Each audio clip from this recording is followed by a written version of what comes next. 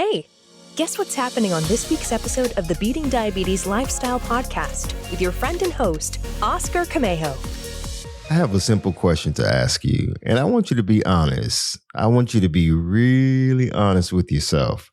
Are you currently under a lot of stress and pressure right now? If so, are you also finding it difficult to eat healthy and exercise on a regular basis? You see, stress can throw you off course. Trust me, I've been there. Stress can derail your intentions to eat healthy and maintain your exercise program. Perhaps you're finding yourself snacking more and more lately and overeating. You know how it is. You have easy access to snacks, and without even thinking about it, you're just grabbing snacks. And before you know it, you've eaten an entire bowl of cereal or potato chips or some other stuff. And you know, you're struggling right now. Not only are you struggling with eating healthy, you're snacking all the time and eating unhealthy things, but maybe you're not even feeling motivated to go to the gym, exercise, go outside and walk. And there's just a lot of things going on. You're busy with work, school, taking care of your kids, taking care of your spouse and other responsibilities, and you just feel overwhelmed. You know, your whole world seems chaotic right now, and you feel as if you don't have control over anything, let alone your eating and your health program. You want to stick to a health program. You want to get things going, but it's just difficult. Just things are coming at you left and right. Trust me, I've been there, done that. You see, in today's episode, I believe you're going to find value, and it's really going to help you out, especially if what I've shared resonates with you. So what can you expect to get out of today's episode? Well, you're going to get an understanding of really how to identify the effects of stress on your life and your body, your emotions, and just how you're handling things. And also, I'm going to share with you some practical ways to manage stress and stay focused on maintaining good health. So stick around to hear the rest of today's episode. You definitely don't want to miss it.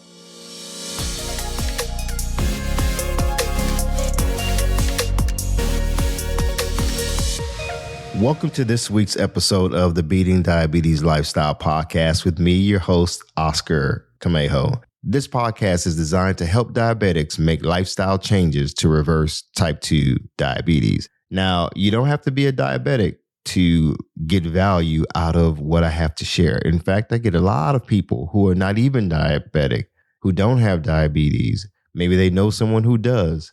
Or maybe they don't, but they still find value in what I have to share because I talk about fitness, healthy eating, nutrition, weight loss, and how to deal with weight gain and how to live an overall healthy lifestyle, because that's my passion. That's the thing that I really want to help people to do. And that's to live focused, live fit, so they can feel alive every day.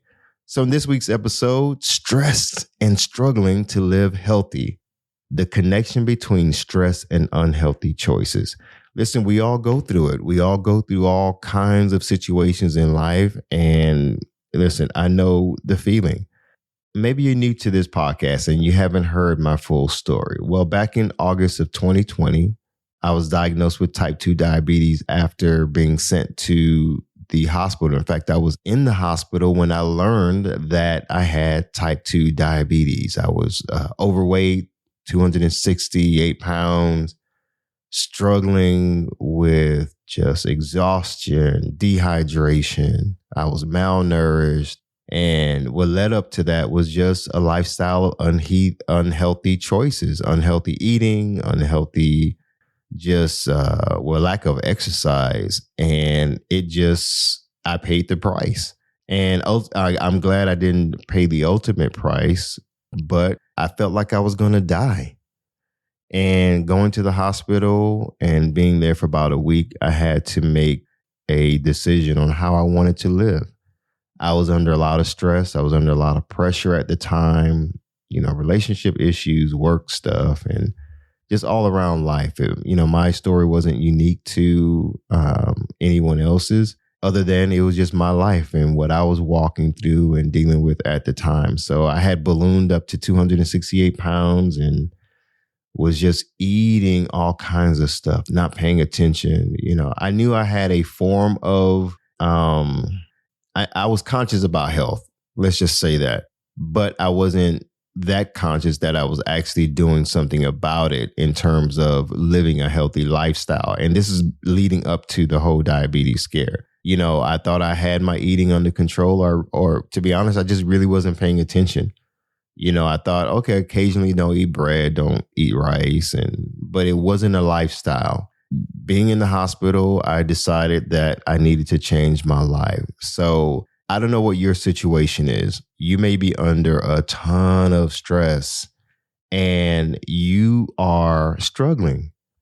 I know. I've been there, done that. So let's fast forward to now. It's August 2022, 2 years later, almost to the day. And as a matter of fact, at the time of this recording, I want to say it was 2 years to the day that I started feeling just funny in my body. It was just, things were just off. I just did not feel well. I had gone to the doctor. They did some blood work. And then a few days later, on a Sunday, I get a call saying, hey, you need to go to the emergency room right now. Your blood sugar is elevated to, I forget what it was. But it was well over 400. And so I went to the hospital and got put on IV and they had to hydrate my body. It was scary. So it was definitely scary. It was a scary situation. So in terms of stress, let's fast forward to where I am now. I am 185 pounds right now. So I lost, 83 pounds, 84 pounds to date. And I was able to reverse type 2 diabetes. I was on medication initially, and just by making some changes to the way I eat and how I exercise and so forth, I was able to go back to my doctor. I was going to regular checkups and so forth. And I was able to be taken off of meds gradually. It didn't happen overnight. And I was able to reverse type 2 diabetes, but it came through educating myself. So what does that have to do? What does stress have to do with diabetes? And I want to be mindful that, there are people listening who are not diabetic, but stress has a negative effect on the body. You're talking about certain hormones that are released. And I'm not a physician. I'm not a doctor. So you can always look this up and get verification. But in general, stress can lead to heart conditions and heart disease and other complications. I remember I used to get headaches just out of the blue. And sometimes I would feel like this sharp pain in my head, and I never suffered with migraines, but I would have memory fog and just dealing with memory issues sometimes. It was a tough situation, and sometimes I would feel a pain in my heart, and I even went to the doctor and even a specialist just to check on my heart, and they did a stress test on my heart, and it was just a lot going on.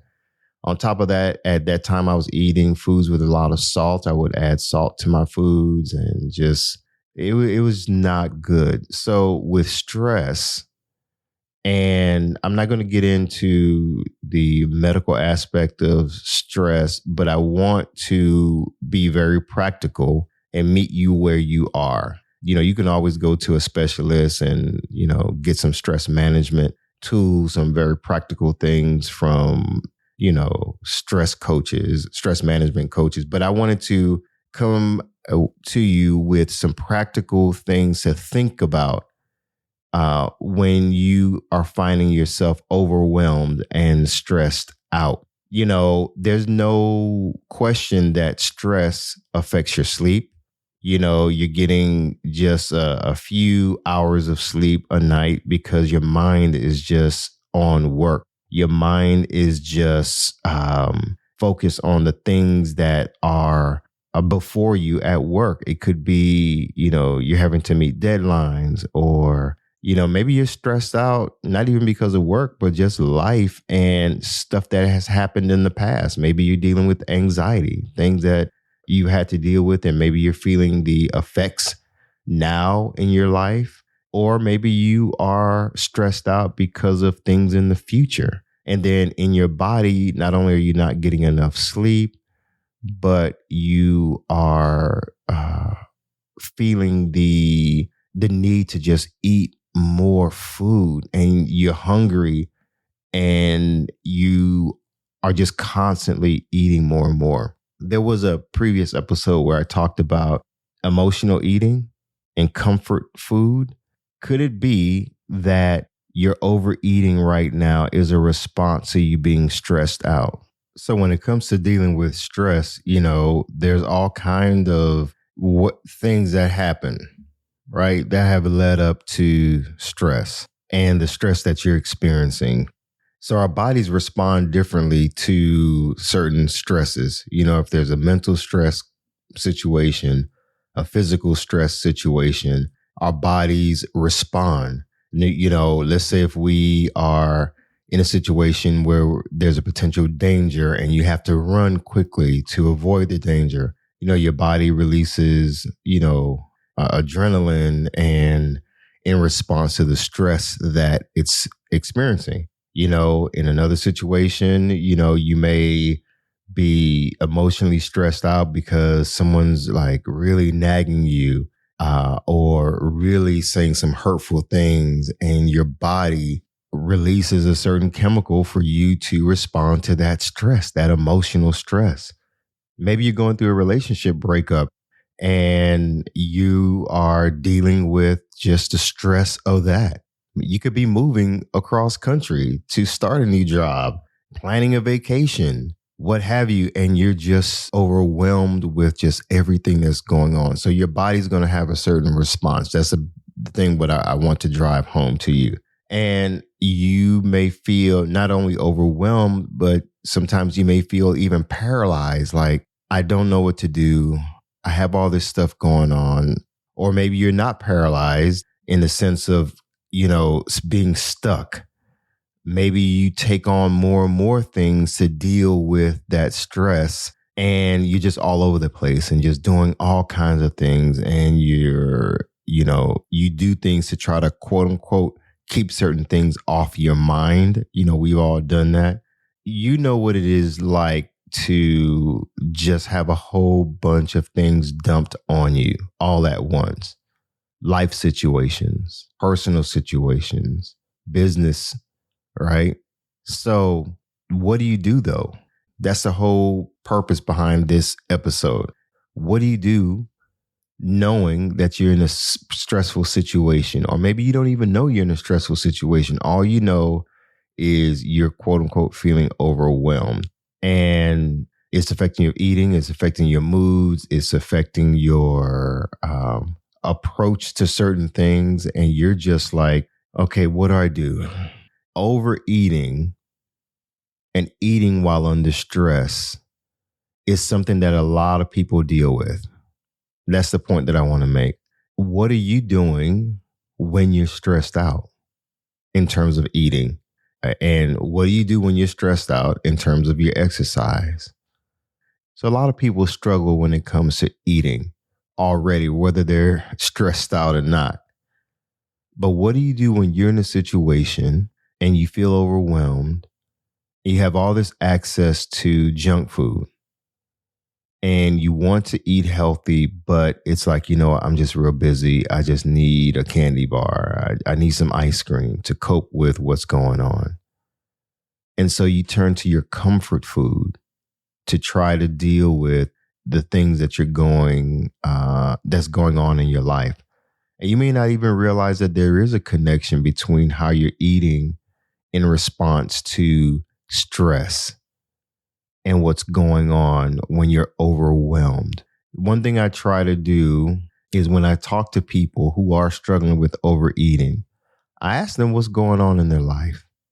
What's going on in their relationships? What's going on at work and otherwise that may be contributing to the stress that they're experiencing? And sometimes people, they don't make the connection right away that their eating choices for where they are right now may be connected to what's going on with them emotionally, what's going on with them mentally, what's going on with them in their relationship. So I try to break it down and, let's have a conversation about what's going on. Because, if you can identify the causation to how you're eating and see that there is a connection, a possible connection to the things that are happening in your life, you'll be in a better position to do something about it. Because you may not realize that when you're at work and you're just typing away the computer or processing information, or you're on the call, on a sales call, and you have those peanuts and or chips near you, and you're just snacking all the time, you may not realize that eating may be a response to your attempt to try to control your negative emotions, the negative stress that you're experiencing. So it's like you're nervous. Okay, you're used to grabbing something and eating something. For some people, it could be chewing gum, and they're nervous, so they chew a lot of gum because they're just so used to that that response. They're so used to doing something to try to manage that stress without even realizing it.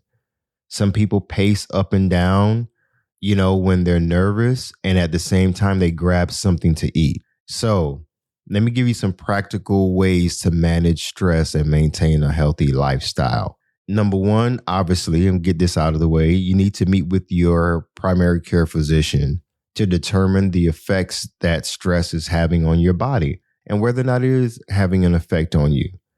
Doing your blood work, of course, but also just knowing what's going on. You may be feeling this tension in your neck and just tension in your body, and you don't realize that there's a connection to the stress that's going on in your life. You're experiencing headaches and migraines, and, you're thinking that, okay, well, maybe it's just because I didn't get enough sleep. But meeting with your doctor is important to kind of see what's going on. So let's get that out of the way. So don't hesitate going to the doctor and finding out what's going on. See a professional. So number two, recognize the moment and how you're feeling in the moment. When you may be so busy and you're just 8 hours a day at work and you're just going, or you're at school, you're studying, and you don't take a moment to really stop to identify and recognize how you are feeling right then and there, and vocalizing, okay, I am frustrated right now. I'm overwhelmed right now. I feel under a lot of pressure, and actually just pausing for a moment. And instead of just going like the hamster on the wheel, just constantly going, not realizing that, in this moment, I am feeling pressured. Sometimes we know it, but we leave it in the back of our mind and we just keep going. So it's important for every moment that you are, whether you're meeting a deadline, it's good to pause throughout the day, several times a day, to recognize the moment. If you're feeling happy, okay, celebrate that happiness. If in the middle of the day during lunch, you break away from your computer, sit and identify and recognize the moment. How are you feeling in that moment? And when you find yourself stressed out, you're overwhelmed, don't just keep going to the next task. Take time to be in the moment, recognize what's going on, and do some of these other things I'm about to tell you. Don't respond too quickly to stressful situations if you can help it. Sometimes we may be in a situation and our knee-jerk reaction is to respond, and that adds more stress. You can be stressed out dealing with stress. That's kind of weird, right? But you know what I'm talking about. Number 4, recognize the difference between the things that are in your control and the things that are out of your control.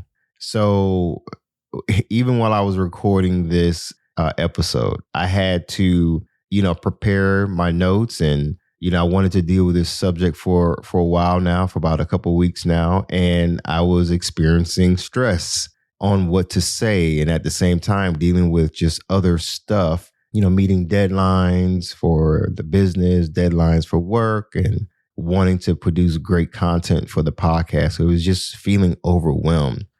So while I'm recording this podcast episode today, this train is just blaring outside.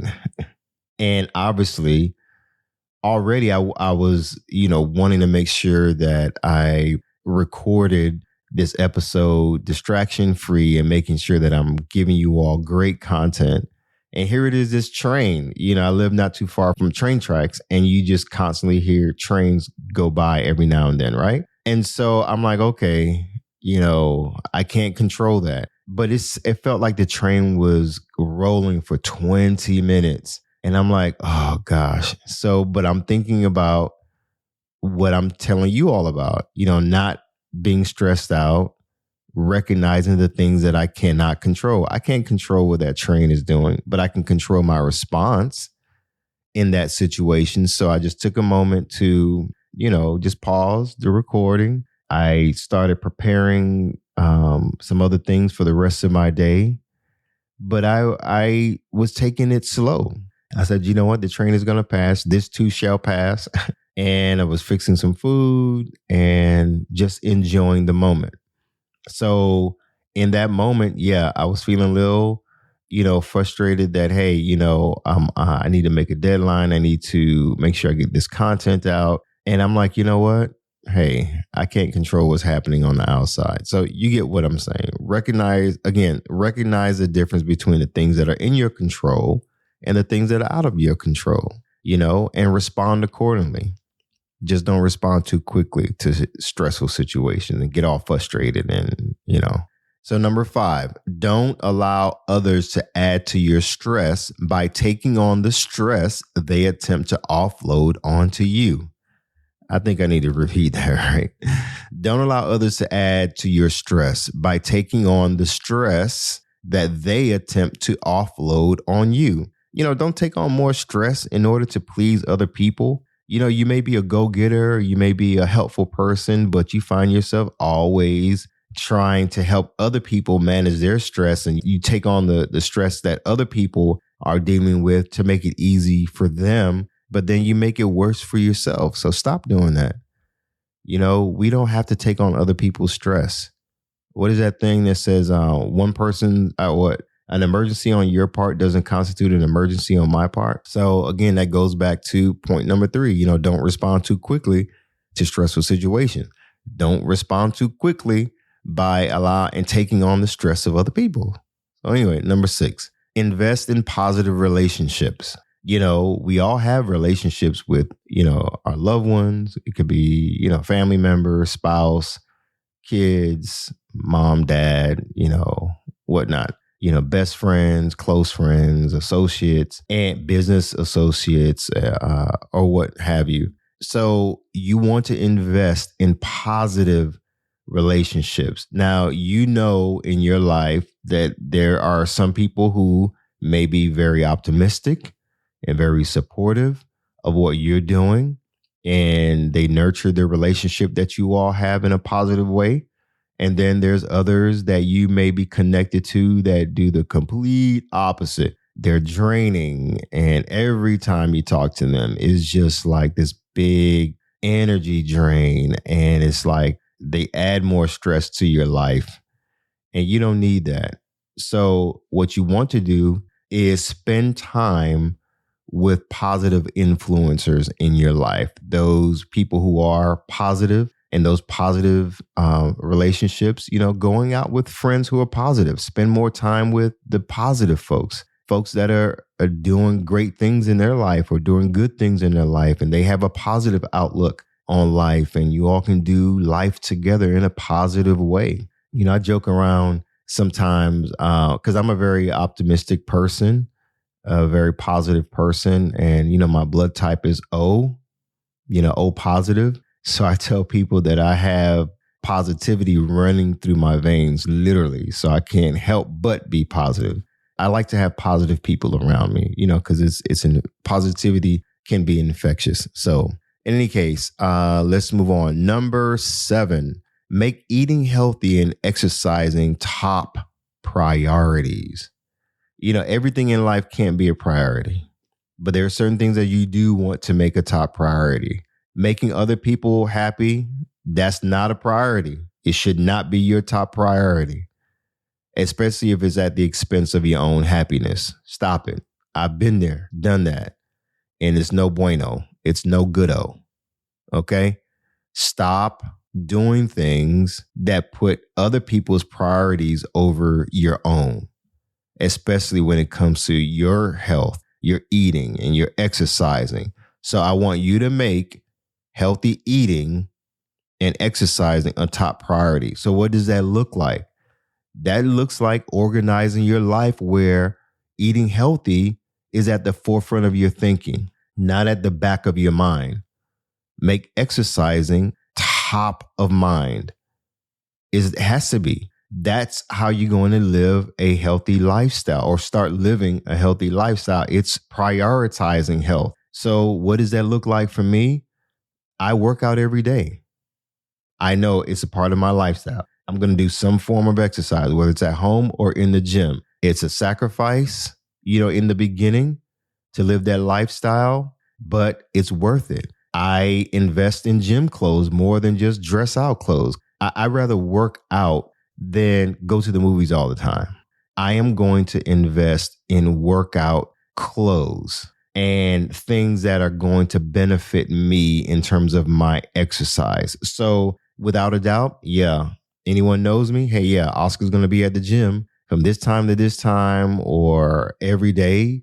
It's just top of mind. Same thing when it comes to eating. I mean, healthy eating now is my lifestyle. It's a part of what I do. It's not, I'm on a 6-week program, to try to, lose 10 pounds or whatnot. And then I just go back to just doing whatever. No, this is how I eat. If I go to a social event with friends, they know, Oscar's going to eat a whole bunch of vegetables. Don't try to get him to eat a whole bunch of pizza because he ain't going to do it. So my point again is make healthy eating and exercising top priorities. Surround yourself with healthier food options. I mean, at home. If you're snacking at home a lot, stop buying the chips. Stop buying the cookies. Stop making it easy for yourself to make unhealthy choices. Same thing at work. Stop going to the vending machine. And I know it's easier said than done. There's cravings. I have a whole episode where I talk about sugar cravings and whatnot. So check that out. But my point is more than just, I just need the willpower. Sometimes you just need to stop making unhealthy choices an option and making it so easy for you to choose poor habits. I've been reading a book called Atomic Habits by James Clear, and he talks a lot about making unhealthy options difficult and making healthy options easier. So when it comes to eating healthy snacks at home, do you have apples? Do you have fruit? Do you have the fruits that you do like? Easily accessible. They're out and about, in the kitchen where you can easily see them and you can reach for those first before you reach for a candy bar? Or do you have a bunch of chips and candy just laying around? If you make getting unhealthy things a chore, then little by little, you're going to start finding it easier to make healthier food choices. So make it easy for yourself, folks, when it comes to working out and wear your exercise clothes. Are they just hidden away in a drawer or locked away somewhere and it's hard for you to get to them? And, it's like in the back of your mind that, I need to take out my gym clothes. Sometimes, you may have to, after you wash your clothes and you have your pile of clothes, set aside your gym clothes and put them out to where, they're on my dresser and I can't help but see them, or they're in the bathroom. So I know for sure when I get up, I'm going to see those gym clothes, or when I get ready to pack my stuff for work, I have my gym clothes out and I see it. So you get what I'm saying, right? So keep exercise at the forefront of your thinking, just like you're keeping healthy food options at the forefront of your thinking. Just make things a lot easier. Number 8, be kind and more forgiving of yourself. You know, sometimes when you fall off the wagon, as they say, or you kind of go back to unhealthy eating and you may have fallen off your program, your regimen, sometimes you can beat yourself up and that causes more stress, that causes more anxiety. So I want you to get to the point where, you know, you're kinder to yourself. You're speaking more positively to yourself and about yourself. Write out some positive affirmations where you're talking good to yourself and about yourself. Yeah, we all make mistakes. We all go backwards, you know. Don't beat yourself up because you had a cheat meal or cheat the whole day in the middle of the week. You know, you ate some fries or you did, I don't know, you know what your cheat meal is. And instead of having it at the end of the week, you went ahead and ate it in the middle of the week, or, you know, and you just are beating yourself up and you just have all this negative self-talk. In a nutshell, be kind to yourself and forgive yourself so you can move on. Forgiveness is not just shown towards other people, but you need to get to the point where you can forgive yourself and move on and move up. Number 9, practice being thankful. Have a thankful heart. Have a grateful heart. Be grateful for where you are. Be grateful for things that, you know, you can celebrate in your life. Yeah, things may not be exactly what you want them to be right now because of certain things, but you know what? Find something to be thankful for. You're alive. Yes, you're maybe dealing with some health issues, some health challenges, but you know what? You're alive to turn things around. So lastly, and this one is very important, at least to me and to many others. Number 10, lean on your faith and your spiritual foundation. I make no apologies about being a man of faith. Yes, I am a Christian. That's who I am. And you may not be a Christian. And I'm not trying to push any one belief, but I know what has helped me, and that is the foundation of my faith.